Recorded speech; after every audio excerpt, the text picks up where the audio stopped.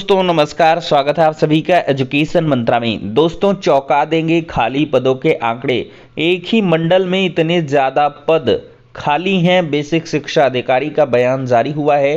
5,369 पदों पर भर्ती प्रक्रिया शुरू हो चुकी है। आवेदन स्टार्ट हो गए हैं। UP TET 2023 notification, CHSL, MTS, UG, नए आयोग इत्यादि पर हम चर्चा करेंगे, लेकिन इसके पहले एक छोटी सी इन्फॉर्मेशन बात करेंगे यूपी टेट 2023 की बेस्ट बुक के बारे में, जो चक्षु पब्लिकेशन की है। अगर इस पुस्तक की खास बात करें तो इसमें 3000 से अधिक अध्यायवार महत्वपूर्ण प्रश्न हैं, जिनकी विस्तृत व्याख्या भी दी गई है। 4 सॉल्व्ड पेपर्स भी प्रीवियस ईयर के दिए गए हैं। संस्कृत सहित सभी सब्जेक्ट्स को कवर किया गया है और साथ ही साथ देखा जाए तो टॉपिक वाइज स्टडी मटेरियल इस पुस्तक में दिया गया है और प्रैक्टिस के लिए हर एक टॉपिक के बाद बहुत सारे क्वेश्चन उपलब्ध कराए गए हैं।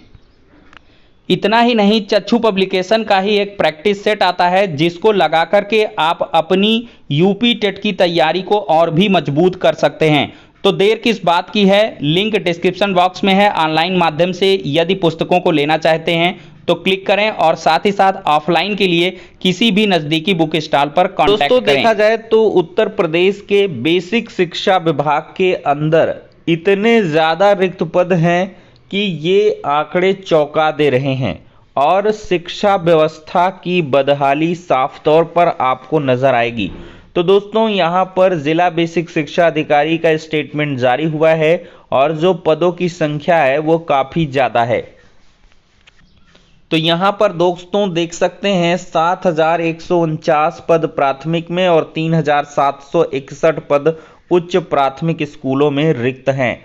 तो देखा जाए दोस्तों तो कुल मिलाकर लगभग 10,000 प्लस 10,800-900 ये पद खाली हो जाएंगे।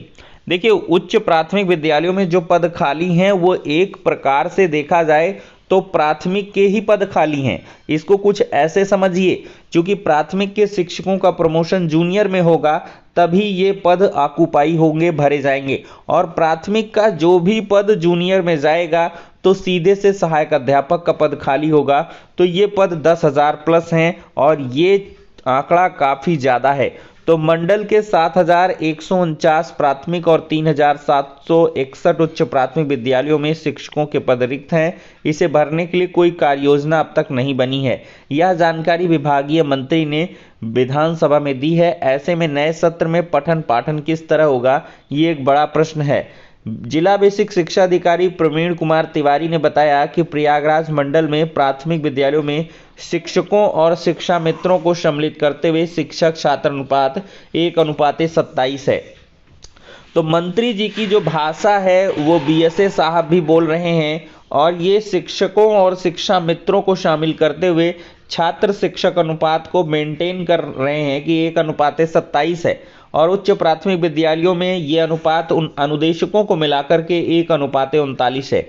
तो दोस्तों सबसे बड़ी और खास बात है कि जब शिक्षा मित्रों का समायोजन निरस्त हुआ और सिर्फ इसी बात की लड़ाई थी कि ये जो शिक्षकों के न्यूनतम अर्हता के मापदंड हैं उनको ये ऑक्युपाई नहीं करते हैं, फुलफिल नहीं करते हैं, तो इस वजह से ये शिक्षा मित्र ही रहेंगे, सहायक अध्यापक का दर्जा नहीं ले सकते हैं। तो आखिरकार इनको अब शिक्षकों के साथ जोड़ करके अनुपात समानुपात क्यों किया जा रहा है। तो ये नियमावली 1981 में निहित प्रावधान के अनुसार उच्च प्राथमिक विद्यालयों में जो पदों की 100% पदोन्नति है वो प्राथमिक विद्यालयों में पदोन्नति से होगी। ठीक है, प्राथमिक विद्यालयों में जो पदोन्नति होगी उसके आधार पर ही उच्च प्राथमिक विद्यालय में टीचर जाएंगे। तो मतलब साफ है कि जो प्राथमिक विद्यालयों में रिक्त पद हैं वो काफ़ी ज़्यादा हो जाएंगे। और दोस्तों यहाँ पर देखा जाए तो 10 तक अपलोड होगी शिक्षकों की वरिष्ठता सूची। प्रमोशन की प्रक्रिया चल रही है, ईश्वर ने चाहा तो प्रमोशन हो जाएगा। और अगर प्रमोशन होता है तो जो रिक्त पद हैं प्राथमिक विद्यालयों में सहायक अध्यापक के वो भी ज़्यादा हो जाएंगे। और दोस्तों ये पूरी जो प्रक्रिया है ये आपत्तियों का निस्तारण 27 से 30 मार्च तक होगा और ये फिर इसके बाद उसी के आधार पर मार्च लास्ट तक में जो पदोन्नति की प्रक्रिया है अप्रैल में वो खत्म हो जाएगी। तो अप्रैल मंथ समझिए और ये कुछ ऐसे समझिए दोस्तों कि अप्रैल महीने में नया शिक्षा सेवा चयन आयोग भी सक्रिय रूप से काम करेगा और अप्रैल के बाद ही आपका यूपी टेट का नोटिफिकेशन जारी हो सकता है। इसके पहले की उम्मीद नहीं है। अप्रैल लास्ट हो गया, मई जून जुलाई कुछ भी हो सकता है, कब तक भी ये तो देखिए जो है नया आयोग तय करेगा। जो वो इन्फॉर्मेशन है वो कोई मायने नहीं रखती है। अभी ग्राउंड लेवल पर यूपी टेट 2023 की कोई भी बात नहीं चल रही। क्योंकि दोस्तों यूपी टेट 2023 के नोटिफिकेशन में सबसे बड़ा अड़ंगा इस बात का है, बीएड बनाम बीटीसी का केस चल रहा है और अभी तक ये फाइनल नहीं हुआ है। क्योंकि इसकी जो हियरिंग है वो कंप्लीट है, लेकिन इसका ऑर्डर अभी लिखा जा रहा है। ऑर्डर को लेकर भी कोई एग्जैक्ट इन्फॉर्मेशन नहीं है। जब तक कि केस लिस्टिंग इन्फॉर्मेशन ना आ जाए तब तक हम उसको क्लियर नहीं मान सकते। तो ऐसे में जब तक दोस्तों बीएड बनाम बीटीसी का ऑर्डर नहीं आ जाएगा तब तक जो है आपके यूपी टेट का नोटिफिकेशन जारी नहीं होगा। क्योंकि बीएड बीटीसी के विवाद के चलते ही जो टेट के प्रमाण पत्र हैं पिछले 2021 के वो आज तक फंसे हुए हैं। अब दोस्तों हम बात करेंगे 5369 पदों पर भर्ती प्रक्रिया के संदर्भ में। तो दोस्तों ये काफ़ी अच्छी पोस्ट है। केंद्र के कई विभागों में 5369 पदों पर होगी भर्ती। आवेदन भी शुरू हो चुका है। सिलेक्शन पोस्ट 11 के अंतर्गत भर्ती होगी। 27 मार्च तक आवेदन होंगे। तो केंद्र सरकार के कई विभागों में 5369 पदों पर भर्ती होगी। इन पदों पर भर्ती के लिए एसएससी ने सोमवार को विज्ञापन जारी कर दिया है। सिलेक्शन पोस्ट 11 के अंतर्गत ये भर्ती होगी। इसके लिए एसएससी की वेबसाइट ssc.nic.in पर आवेदन शुरू हो गया है। 27 मार्च तक ऑनलाइन आवेदन किया जा सकता है। 28 मार्च तक ऑनलाइन और 29 मार्च तक चालान के माध्यम से फीस जमा कर सकते हैं। और दोस्तों इसके बाद 3 से 5 अप्रैल तक वेबसाइट फिर खुलेगी और अभ्यर्थी अपने आवेदन में हुई गलतियों को सुधार कर सकेंगे। सिलेक्शन पोस्ट के अंतर्गत केंद्र सरकार के कई विभागों में पशुपालन और डेयरी, एनसीसी, रक्षा, श्रम विभाग, भारतीय वन सर्वेक्षण, रजिस्ट्रार जनरल आदि विभागों में ये दर्जनों भर्तियां होंगी। पदों के अनुसार आयु सीमा अलग अलग है, लेकिन अधिकतर में आयु सीमा 18 से 30 साल रखी गई है। और इस भर्ती के लिए एक परीक्षा जून या जुलाई में कराई जा सकती है। 1 घंटे की परीक्षा होगी और उसमें 100 प्रश्न होंगे। 200 अंकों की परीक्षा में नेगेटिव मार्किंग होगी। परीक्षा में सामान्य बुद्धिमत्ता, सामान्य जागरूकता, रीजनिंग और अंग्रेजी के प्रश्न पूछे जाएंगे। रिक्त पदों का विभागवार जो विवरण है वेबसाइट पर उपलब्ध है।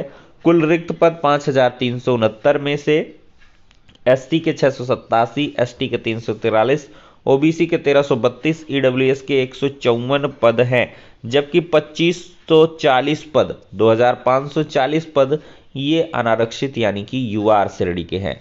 तो इस पर आप लोग दोस्तों अप्लाई अवश्य करें। जो भी बेरोजगार व्यक्ति हैं इसमें अप्लाई कर ले। काफ़ी अच्छे डिपार्टमेंट में ये भर्ती निकल के आई है। दोस्तों देखा जाए तो 9 लाख अभ्यर्थी देंगे टीयर 1 परीक्षा।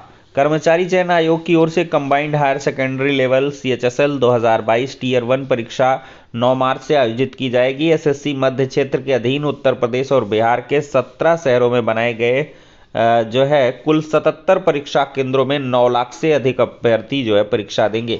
परीक्षा 9, 10, 13, 14, 15, 16, 17, 20, 21 मार्च को कराई जाएगी।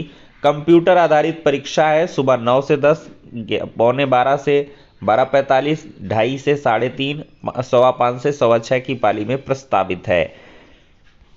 बात करेंगे उच्चतर शिक्षा सेवा आयोग की। 1017 पदों पर भर्ती का मुद्दा काफी गंभीर है। अध्यक्ष नहीं तो उच्च शिक्षा मंत्री करे परीक्षा पर चर्चा। उच्च शिक्षा मंत्री की 13 मार्च को होने वाली समीक्षा बैठक में चर्चा के लिए जिन बिंदुओं को एजेंडे में शामिल किया गया है उनमें विज्ञापन संख्या 51 के तहत असिस्टेंट प्रोफेसर के 1017 पदों पर भर्ती के लिए परीक्षा के आयोजन को भी शामिल किया गया है। इस भर्ती के लिए अगस्त 2022 में ऑनलाइन आवेदन की प्रक्रिया पूरी हो चुकी है। उत्तर प्रदेश उच्चतर शिक्षा सेवा आयोग के अध्यक्ष का कार्यकाल 6 फरवरी 2023 को पूरा हो चुका है और सदस्यों में 6 में से 4 पद खाली हैं। तो ऐसे में परीक्षा पर देखिए ये मीटिंग होती है तो क्या कुछ डिसीजन होगा आपको बताएंगे। केवीएस की दोस्तों आंसर सीट जारी हो चुकी है। रेस्पॉन्स सीट वगैरह आप डाउनलोड कर सकते हैं। Regarding downloading the OMR sheet, the answer key for the post of PGT, TGT, PRT, assistant engineer, finance officer and Hindi translator in KVS to be filled through direct recruitment. तो ये कल की date में live हो चुकी हैं, आप लोग जा करके देख सकते हैं और आपत्तियां भी दर्ज करा सकते हैं। और इसके लिए जो रिक्वायर्ड फीस है 1000 पर क्वेश्चन रखी गई है। तो आप लोग केवीएस की जो ऑफिशियल वेबसाइट है KVS sangathan.nic.in, इस पर जरूर विजिट करें और वहां से अपनी जो आंसर की है डाउनलोड कर लें। बात करेंगे MTS भर्ती की, तो इसके अभिलेख सत्यापन का काम पूरा हो चुका है, जल्द इसका परिणाम जारी होगा। MTS और हवलदार 2021 भर्ती परीक्षा में सफल अभ्यर्थियों के अभिलेख सत्यापन की प्रक्रिया पूरी हो गई है। करीब 2 हफ्ते तक चले सत्यापन में 1971 अभ्यर्थी अनुपस्थित रहे। अब रिक्त पदों के सापेक्ष मेरिट बनेगी और इस महीने के आखिर तक या अप्रैल में अंतिम परिणाम जो है वो जारी हो जाएगा। तो देश भर के 26,224 अभ्यर्थी सफल हुए थे और इनमें से 7,246 अभ्यर्थी SSC मध्य क्षेत्र के हैं। इन अभ्यर्थियों का अभिलेख सत्यापन श्री गणेश इंस्टीट्यूट फाफामऊ प्रयागराज में 19 फरवरी से शुरू हुआ और 6 मार्च तक चला है। ठीक है दोस्तों, और स्टेनोग्राफर का रद्द स्किल टेस्ट 10 को प्रवेश पत्र इसके लिए जारी हो चुके हैं। तो दोस्तों ये हो गया आज का इंपॉर्टेंट वीडियो, सारी अपडेट्स को डिस्कस किया गया है। वीडियो पसंद आया हो तो लाइक एंड शेयर करें। नेक्स्ट वीडियो में मिलते हैं।